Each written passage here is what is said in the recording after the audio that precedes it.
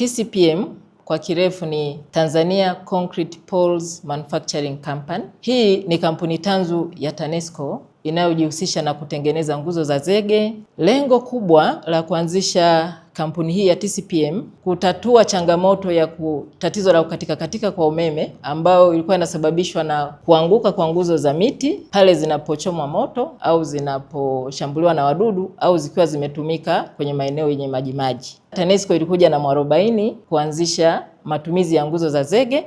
Zinaweza kutumika maeneo yoyote, hata yale yenye majimaji. Zinaishi kwa muda mrefu, miaka 50 hadi 100, na mpaka sasa kiwanda kimeshaanza uzalishaji wa nguzo.